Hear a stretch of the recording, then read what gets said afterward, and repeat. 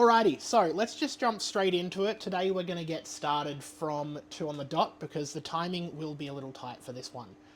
Welcome to week 9, and as we've mentioned, we are going to be doing a live coding demo for the majority of this workshop. So just before we jump into it, in terms of housekeeping, there's nothing too major for this week, to the point there was nothing to write when this slide was written.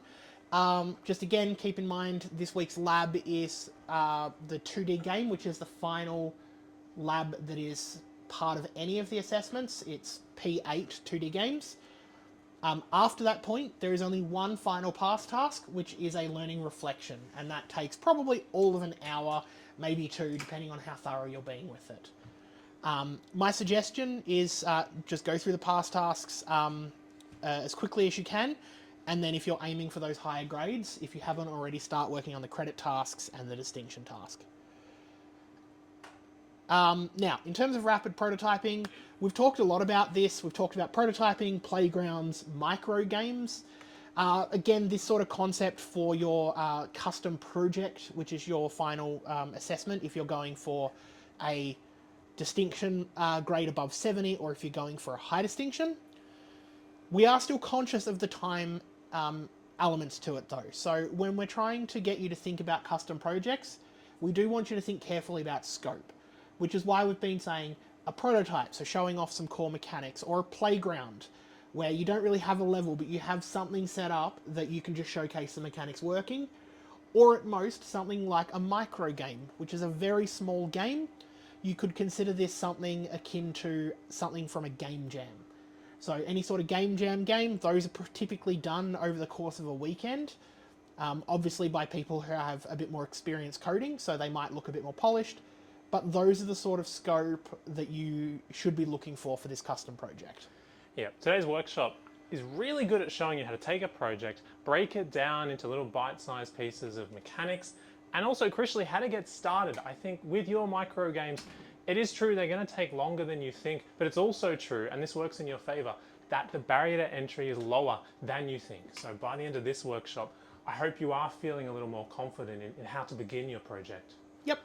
So last week we kind of looked at Orcs Must Die 3 as the breakdown. We were obviously looking at it for pathfinding, but we're actually going to start making something similar to that today. And we've already had a chat with the workshop from yesterday, and it's probably looking like for the next couple of weeks, we're going to kind of chip away at it on the different topics. So this week we're going to get an enemy set up that can run to a goal, a spawner that can keep spawning in enemies, and traps that you can place down. We do have the stretch task of having the option for the player to place down traps. We're probably not going to have time for that, but we will have a solution provided at the start of next week. And obviously, this is being recorded. You can probably tell by the fact that both Mike and I are wearing 2 mics instead of 1. But also keeping in mind, because we're using just a local system and not the room system, any questions you ask, it's not going to pick up that you're who is saying them. I will repeat it and just put it into the recording. So don't hesitate to ask any questions that you might have. So yeah, you're not going to be picked up on the recording, don't worry. All right, now we did look at the video last week, but if you're interested, you can go through the video in your own time. But again, what we're going to focus on is a navigation mesh, an enemy that can move to a goal, an enemy spawner that spawns in enemies, a simple spike trap that when the enemy walks over it, they die, and again, time permitting, the ability to spawn them in, but probably not going to have time for that just based on how we went yesterday in the previous workshop. And you're going to see today the key focus is getting things going, but not polishing yet, just diving in. So really, I would argue this workshop is a good antidote for the whole paralysis by analysis thing, where you get stuck trying to work out, how do I start this thing? This is about diving in and playing with the idea, getting it going quickly. Yep. All right, so I'm just going to drop out and just completely get rid of Chrome so that I actually have enough memory to handle this, because I do have a decently spec'd Mac, but it's not amazing. All right. Okay, so here is our level. We have provided base code for this in week 9. It's literally the third-person template, except I've cut up the level a little bit so that we have a U shape in it, and I've removed all of the additional variants. So it's just a more stripped down version of the third person template. Now, as I mentioned, we're going to get started with this, and the first thing that we are going to do is we're going to set up that enemy that can move from the start point to the end point. But before we even jump into the enemy, let's get the world set up. So the first thing that we are going to want is a navigation mesh, because we need to actually have something in the world that tells the enemy where they're able to move. This is similar to what we did in P7. If you click on quickly add to project from the top, and then just type in nav mesh, we are looking for nav mesh bounds volume, and we can just drag it into the world. Now, I'm first of all going to hit the reset to set its location to be the center of the world. And from here, I'm actually going to press R on the keyboard to then set it to scale mode. And I'm going to try and scale it up so that it roughly is the size of the world. So if I just do something like, I'm happy enough with that. So that's around 18.25. And then likewise, I'll do it for this side as well. And I will leave it probably about, I'm happy with that. Now, I am going to make it slightly shorter, just because at the moment, it is probably going to be over the top of these, and I don't want them to be able to move over those steps. And again, to just see if everything is looking right, I can press P on the keyboard, and that will then show the navigation view. And from what I can see, this is pretty much what I want. There are some gaps, but that is fairly normal, that it won't go all the way to the edge. So this is exactly what we need. So I'm going to press P again to get rid of that. Now, the other thing that I'm going to do, if I can get, apologies, my mouse went missing yesterday, so I'm stuck using a trackpad, which is not ideal. Okay, so what I'm going to do here is I'm actually going to create a goal point for the enemy. Now, we could set it up so that inside the spawner or inside the enemy, we just give it a location. And that is a valid way of doing it, but a different way of handling this is to actually create an object inside the world and set up what's referred to as an actor tag to say that this is our goal. So from the quickly add to project, I'm going to go basic, grab an actor, and I'm just going to drag it straight down to the bottom right, and you can kind of see where it is there. This is an empty actor. It has no components in it, and we don't need it to have anything. This is just meant to be super simple. With it still selected, I'm going to type in tag into the search, and you will see that there is this tags option here, which is an array. I can add one to it, and I'm going to say this has the goal of has the tag goal. And what we can actually do is inside of code, if something is spawned into the world, we can go, hey, get us access to anything in the world that has this specific tag. So we're going to do this so that we can get it from the actual enemy. The other thing we're going to do, if I can get the camera to behave. Camera, behave, please. Nope, it's not going to behave. Okay, that's fine. I'll just zoom it out. Is I'm going to select these three sections of the floor. So floor, floor 2, and floor 3. And I'm going to add a tag and set that to floor as well. And you'll notice that I have 3 things selected, but because they all have that same attribute of tags, I can add the tag to all 3 of them at once. Cool. Alright, so as far as we're concerned, that is probably as much as we need to do in the world for now. I am just going to make sure I save. So I'm going to create a new C++ class for our enemy. So new class. This is going to be a character because we want to make use of the character movement. That is what allows us to actually do the AI pathfinding. And I'm going to call this one enemy character. Is there anything that you think's worth mentioning at the moment, Mike, for this while it's compiling? So probably the tags, that's the new thing that I don't think has really come up in the lab so far. Just a personal reflection, so I find tags really useful, really in any game engine, as a way of quickly fetching an actor. And it may well be the case that the thing we're fetching was dynamically spawned by something else, which means it wasn't available at like level edit time to drag in. Also, it might be the case that the thing we're fetching is in another level. You can have multiple levels loaded at once. It's a great way to sort of organize a project. And to fetch something from another level, you can't just drag it in. You've got to sort of fetch it another way. So tags, really, really useful way of categorizing actors and fetching them quite quickly. Awesome. And yeah, so I use them quite a bit inside of Unreal. I find them very useful. Whether or not you want to use them is up to you, but just consider it another tool in your toolbox of things that you can use where you feel they might be appropriate. Okay, so we've got our enemy character header file. I'm going to create a bunch of different variables here and then a couple of functions. Most of these variables I am going to set as uProperty, edit anywhere, and then have it to blueprint read write. Now, if you notice me kind of half typing and then the rest of it immediately populating, I am using the IntelliSense built-in feature here. And if, when it pops up and it's got a highlighted element, I'm hitting tab and that's just filling out the space. So you can also use that to quickly handle some typing as needed. So just, again, another tool or a keybind that you can keep in mind here. Now, first things first, I'm going to have current health, and I'm going to set it to 100 here.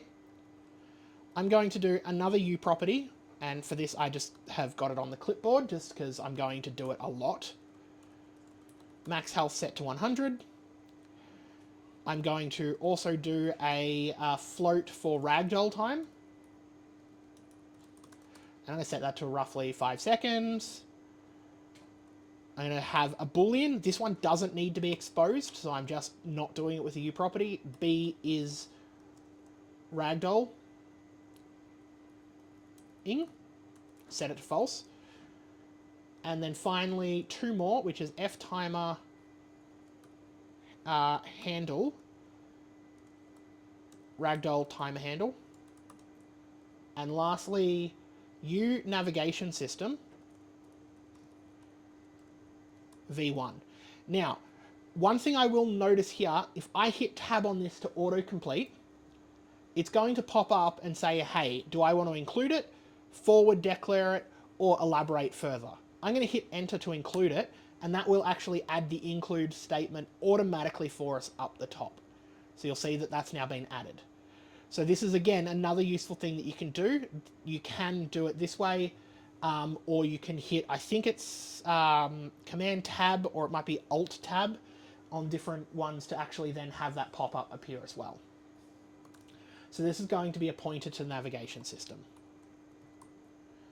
One thing I will also draw attention to here is the fact that you'll notice that I am actually setting up a lot of these values inside of the header file instead of inside of the constructor.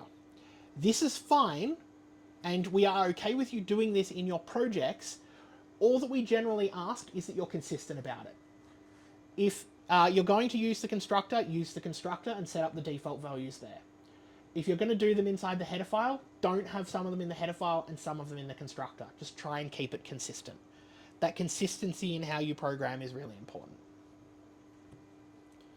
We are going to need a couple U functions. These should be fairly self-explanatory. We've done these before in multiple weeks. These are going to be ragdoll and stop ragdoll. And then lastly, we're going to have a function called void deal damage, and it's going to take in a damage value. So again, there's nothing actually new here in what we're doing for the enemy. The health and the ragdolling and the dealing damage, we've done that in previous weeks. The navigation system, previously we did that inside of an AI controller, but because our enemy AI is going to be quite simple, we're just going to do it inside of the enemy. It's only really if you're using a behavior tree, a state tree, a planning system, or you're going to have another form of advanced AI that you would actually use the AI controller. Yeah, this is quite a neat way to show you how, if you just want your NPC to always do the same thing, so in this case just seek a goal, the behavior tree is kind of overkill. So with that navigation system variable there, we can essentially say move to point, and we've bypassed all of that complicated setup from a few weeks ago. Now, I'm going to just generate these three functions, and I'm going to jump straight over to the constructor. Alright. Now, for our enemy, we're not going to use the constructor. Oh, sorry, going over the CPP file. We're not using the constructor. We are going to use begin play. Remember, begin play is called when basically when most of the setup for this actor is done. So it's when it's spawned into the world or when we hit the play button. So at this point in time, you can generally guarantee that you're able to get access to other parts of the engine and other actors. So the first thing I'm going to do is I'm going to get access to the navigation system. And for this, I'm going to do navigation system equals cast u navigation system v1, and I'm going to do get world get navigation system like so. And I'm also going to do if not goal location. So if we do not have a goal location, because remember, we might set it if we want to inside of the spawner, but just in case, and the way that we're actually handling it for this week, if we don't have one, let's get access to it. I need a T-array of actors first, and this will make sense in a second. And this is going to be found actors. And then I'm going to use u gameplay statics, get all actors with tag. And all I need to do here is go, here is the world, so here is the context. I am looking for this tag called goal, and for anything that I find, put it inside of this array that I've just created. And this will then find all of the different things in the world that have the tag goal.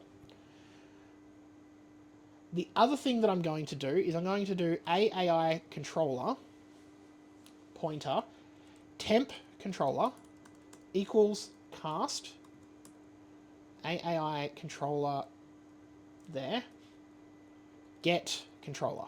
So remember, any character is going to have a controller. Even if we don't specify one, it will create a default one. And in this case, we know that it's going to be an AI controller because we are telling it it is going to be an AI. But just in case, I'm going to do if... Oh, I missed a spot, didn't I? Cool, let's just fix that up then. So, underneath get actor with tag, I need to do a quick if statement. If found actors.num is greater than or equal to 0. No, sorry, greater than 0. What am I doing? So, have we found any actors with goal? Yes, we have. Goal location is equal to found actors at index 0. Now, for our case now, again, we're just getting things up and running and working. So we want the bare minimum viable product before we start polishing. We could set it up so that maybe it picks a random location from that list. Maybe it works out a sequence or a pattern. Doesn't really matter for us. For now, we're just going, we want the first one. And then the last thing that I need to do, and I'll move this AI controller just outside of the if statement for the goal location. So just under here. And I'm going to go if goal location and temp controller, so they must both exist to be able to do this. We are going to do temp controller. No.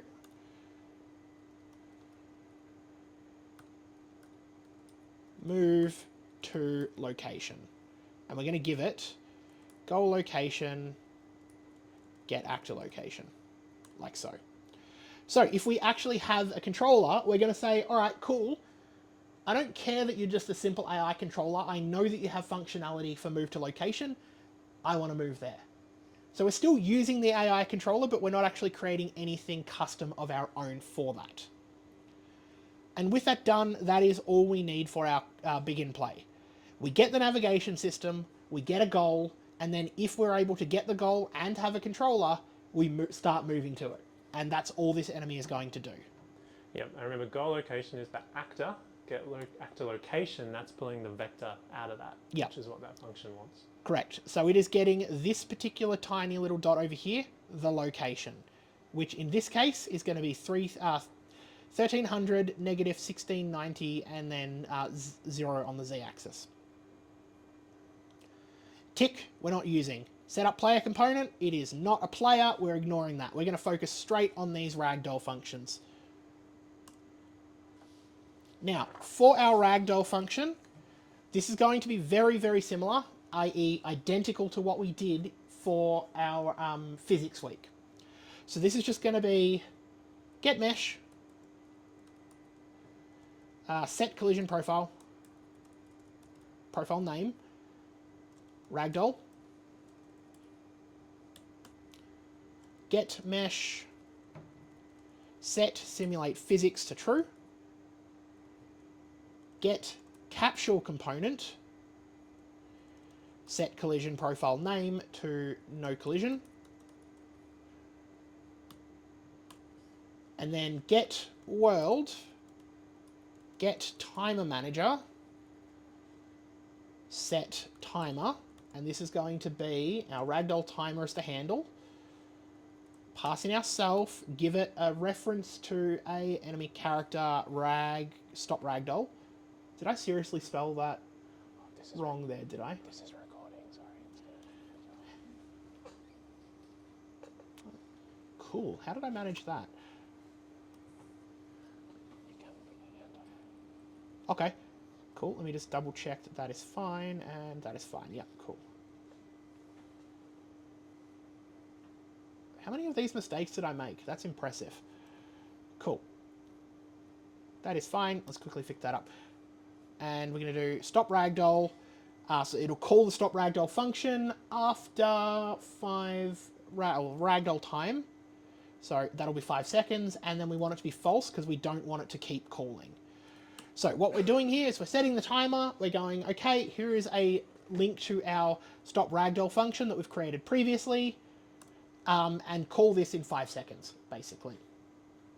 Now, our stop ragdoll timer, we're going to do something different. Obviously, in the previous one, we stopped the ragdoll so it got back up and then maybe it died and disappeared. In this case, no. When it's time to stop ragdolling, we're just going to straight up destroy it. We don't need it. So it will basically, when it dies, we will then set it up so that it just gets destroyed at the end of the ragdoll timer. And then deal damage, all we need to do is say current health is equal to fmath clamp current health minus damage. And then we're going to clamp it between a value of 0.0f and max health. So basically just make sure that it never goes below 0. And then if current health is less than or equal to 0, start ragdolling. Cool. So when it dies, it's going to fall over. And with that, our enemy is done. So we are quite happy with that. Let us quickly just save, go back to Unreal, and make sure that this is behaving nicely.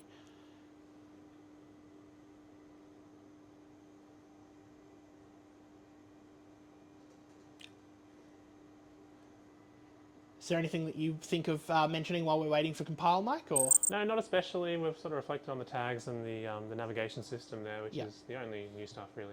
Cool. All right.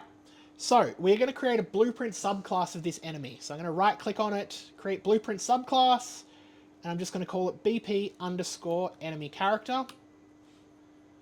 I will then make this full screen, and there's a couple different things that we need to do here. Firstly, I'm going to select the mesh, and I'm going to set the skeletal mesh asset to be Manny, and I'm going to set the animation class to be unarmed, and you'll notice that he's kind of standing a bit taller than he should. So I'm going to set the local rotation of just this mesh to -88, so that it lines up with our capsule, which is what we expect. And you'll notice this blue line pointing out to the side, this is forward. So we need to rotate it by -90 degrees, which unfortunately has the side effect of making this look slightly inappropriate, but that is the forward direction that we are needing to have. And then the last things that we need to do is inside of enemy character, I'm going to look for auto P, so auto possess. And where it says here, placed in world, I'm going to change that to placed in world or spawned. So what this means is that when I place it in the world, it's going to give it an AI controller and it's going to be an enemy. If I spawn it in, it will do the same thing. If we do not change this, any enemy that we spawn in is just kind of going to stand there and not do anything. All right, and then the last change that we need to make is to the character movement. And this is more just for visual, to make sure that our animation looks and behaves correctly. So I'm going to look for Use Accel, and I'm going to tick this option, Use Acceleration for Path. And the other option I need to tick is, if I type in Orient, I need to tick Orient Rotation to Movement. So this is basically saying, if we're using the navigation mesh, rotate to face what direction we're moving in, and play the animation along that. So if I compile this, save, and then I can drag an enemy blueprint into the world, and I'll just drag it over here somewhere. And if I hit play, we'll see that our enemy is running. Now you'll notice that it's going to actually take pretty much the bare minimum path, so it's going to kind of hug the wall to try and get the most optimal path. At this stage, that is fine. If we wanted to give it a bit of variance or make it take a wider path, that is later polish. Again, this goes back to what Mike was saying at the start. Get it working first, then once you're happy with it, then polish to make it feel better. But we're happy with where we are for now. So the next part is, let's actually give it a trap that it can run into. So I'm going to go back to my C++ classes, and I'm going to create a new class. This time it'll be an actor, because we don't need to control it in any fancy way, and I'm going to call it Spike Trap. And this will be very similar to the one that we created back in the earlier weeks that dealt damage to the player.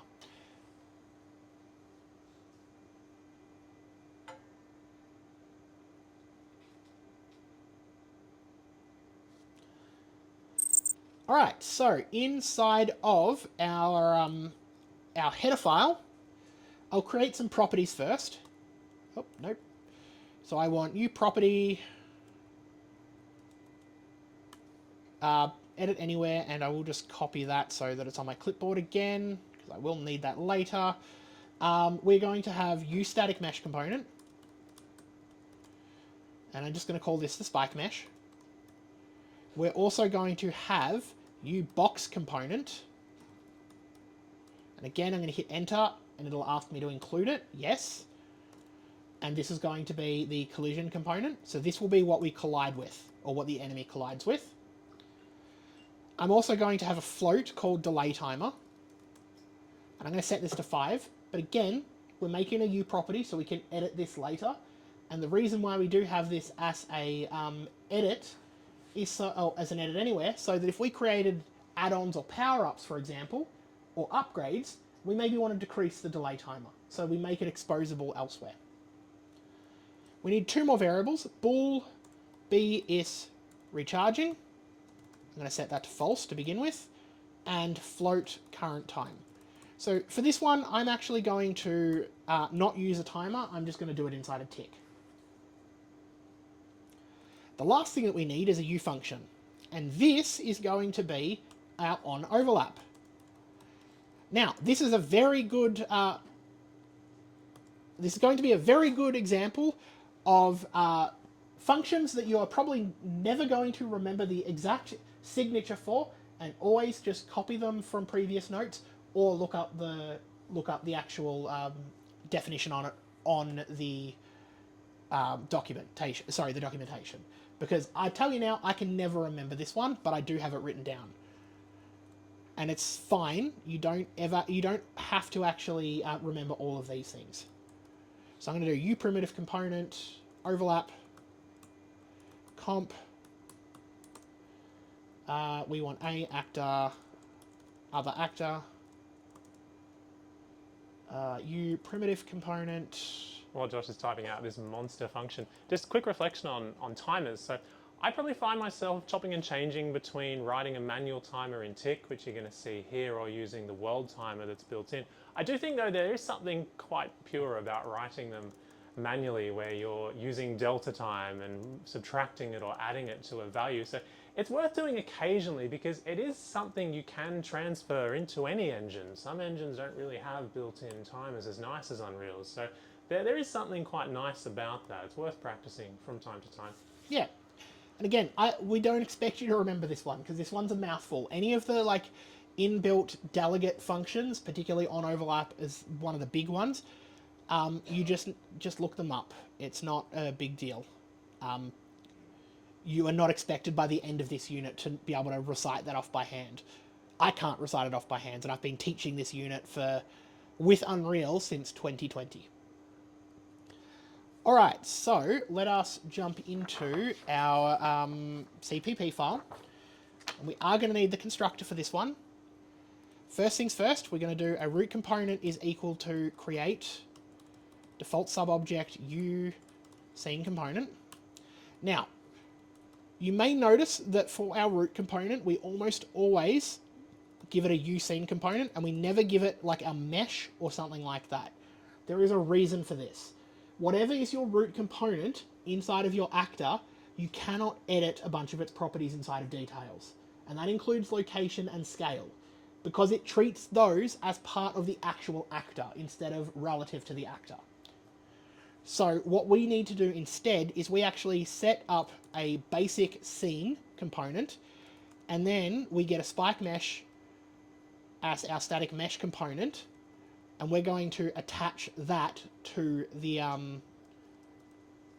actual root component instead. And this will give us that ability to have some customization over its size and relative location. And we'll do the same for our collision component as well.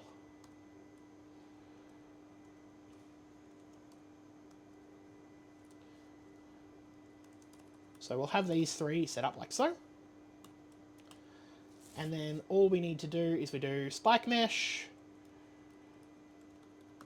set up attachment to our root component. So you call this on the component that you want to attach and you input what you want it to attach to. So that is the order of things. Just keep that in mind. Yeah, I kind of, in my head, when I see that function, I kind of imagine it as set parent, which is kind of doing. It is pretty much set parent. That is basically what we're doing. And then the last thing we need to do is we're going to get that collision component, and we are going to do on component begin overlap dot add dynamic, and then it'll be this, comma, and we're going to pass in our on overlap function like so. So basically, when we overlap with the box component, call the on overlap function. Begin play, we don't need anything in. Tick, we will this time, but it's going to be super simple. If B is recharging, so are we recharging? If yes, go inside of this if statement. Current time plus equals delta time. So again, we're getting that delta time or time between frames and adding it up. And then we do if current time is greater than or equal to delay timer, set the current time back to 0. So we're going to reset our count, and we're going to say B is recharging is set to false. So at this point, we don't need to recharge anymore. We're ready to go. Cool. All right, and all we're going to do inside of on overlap, first things first, if B is recharging, return. So if we're recharging, don't handle collisions because we don't need them. If we're not, we're going to get access to the A enemy character, call it enemy. We're going to do cast A enemy character, and this is going to be other actor. So we're going to check if enemy. So do we have an enemy? Have we been able to successfully cast to it? Enemy. Deal damage. And we're going to deal 100 damage. Again, for testing purposes. You can adjust this amount of damage. And in fact, one thing that you could and probably should do that I haven't done here, in fact, I'll just update it, is, no, not that. We're going to go here. float damage amount equals 100. Again, we were talking about those updates. It probably makes sense for me to, instead of setting it here, is actually to create it and set it up here. Don't know why that's not working. Just do. So you can imagine there might be some like external difficulty system that wants to manipulate both the damage the spike trap deals and also its cooldown, where it's not allowed to deal damage again. So maybe something else wants access to that. Yeah, and so that's actually a good thing to note there, because in my solution, I just did 100. I just hard-coded it. But one of the students yesterday in the workshop was saying, would it make more sense to have that as a separate variable that you can control? And the answer is yes, absolutely. Cool. So with that, we're done with our spike trap. So I can jump back to Unreal and hit compile. And hopefully it will not take too long. We did also have the comment of yesterday is, why is my Unreal behaving? It's just, this laptop seems to be okay with it. Sometimes Unreal can be a bit unstable. And it does tend to be a bit of luck of the draw, unfortunately. So spike trap, I'm going to create a blueprint. Just going to go straight into content. So BP _ spike trap actor. Cool, that is already open. So I'm going to set up the spike mesh first. I'm going to set it to a cube. Now the cube is 1 meter by 1 meter by 1 meter. I want the spike trap to be 3 meters by 3 meters and only a little bit high. So I'm going to set the scale to 3, 3, 0.2, like so. And then you'll notice the box collision component is this small bit over here. I'm going to set the location to 150, 150, and that's I'm going to set to about, let's set that to 40. I'm happy with 40. Let's go with that. And then the box extent, I'm going to do 145, 145. Now, key thing to note here is that with the box, I could technically increase its scale, which would actually increase its size. However, typically with collision boxes, they will have what's referred to as an extent or a radius. You want to update those values, not the scale. You typically don't want to mess with the scale of collision boxes because you can end up with some weird, funky physics. So always try and deal with the extent where possible. That's a very universal rule. Pretty much every physics engine will get cranky at you. You'll lose accuracy, things like that, if you're using a non-uniform scale that's not 111. Yep. Now, I'm going to grab that spike trap and I'm going to throw it in the scene. I'm going to place it around here because I know the enemy is going to walk over it if I do it here. And let's watch what happens. Cool.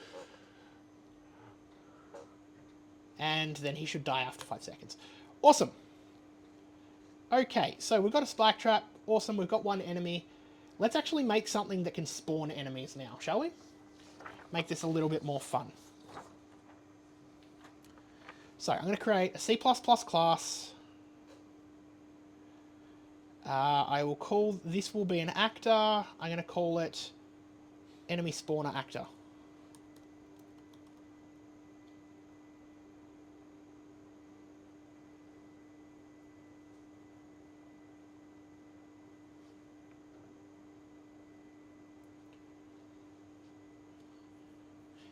You will notice it is starting to slow down because it is getting cranky that I don't have enough memory.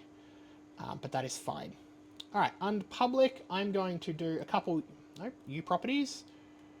I need to remember when I copy paste something else to put that back in my... There we go. So I'm going to do T subclass of, and this is basically saying I want something that is a subclass of the enemy character. And this is actually a reference to the class itself, not any specific enemy character. But this is what we use for spawning. I want a minimum spawn time, so we're going to do min spawn time is equal to 5 seconds. That needs to be a float, that would help. I'm going to do another one, which is going to be float max. Spawn time is equal to, let's go 7. I'll do F timer handle, which is our spawn timer handle. And then we need one function, which is a U function. called, oh, no, put that back, spawn enemy. And that needs to be void. Cool. Alright, so let's jump in, do definitions. Alright, let's get started with the enemy spawner. So, inside of the begin play, we're not going to deal with the constructor. I'm going to do float. Initial spawn time is equal to fmath rand range. And it'll be between min spawn time, max spawn time, like so. And then I'm going to do get world, get timer manager dot set timer, and we are going to pass in spawn timer handle. We're going to pass in the context. We're going to give it a reference to a enemy spawner, spawn enemy, like so. We're going to do initial spawn time, and we do not want it to loop. The key thing here is we don't want it to loop because we are going to set a random value every single time. We don't need tick. So what we're going to do inside of spawn enemy. First things first, if not enemy character class, so if it doesn't exist, return. Because we don't want to go any further. Now I'm going to do some f actor spawn parameters. Now these, we don't always need these, but in this case I do. And we'll show you why in a second. Because I'm going to do spawn parameters dot b no fail is set to true. So it can't fail. And the other one we want to do is spawn parameters dot spawn collision handling override is equal to E. And we want adjust possible but always spawn. What this means is that it will always spawn it in, even if it has to adjust the offset slightly. But if it can't, it'll just spawn it in, even if there's a collision. We need an F vector, which is going to be our spawn location. And this is just going to be get actor location, so where we are right now. Again, we could make like a box where it kind of randomizes, but get it working first. So we'll just use this. We are then going to do get world, spawn actor, and for this we need to pass in that template class, spawn position,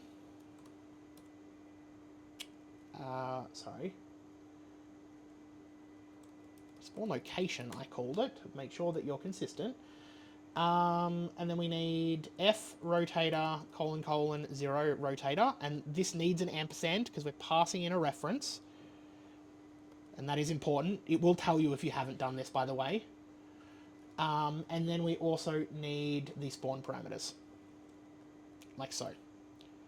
So this will spawn an actor in at our location with a default rotation, and it will give it these spawn parameters. There are a bunch more spawn parameters, but these are the only ones we really need for this.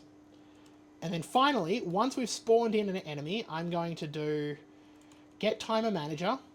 I'm going to set another timer, basically to repeat the process. So this will be spawn timer handle. This, call this function. So this will be a enemy spawner spawn. And then we want fmath. So I'm just going to be lazy and plug this directly in. So I'm just going to do rand range right inside of this function. It will look messy, but it will work fine. And then false. And I'll just neaten this out so that we can see it all. Like so. So basically all we're doing is we're setting our timer, same as we've done before, except that timer value, we're not having a hard-coded one, we're just saying get us a random one every single time. And with that, we are done for this class. I can jump back to Unreal and compile.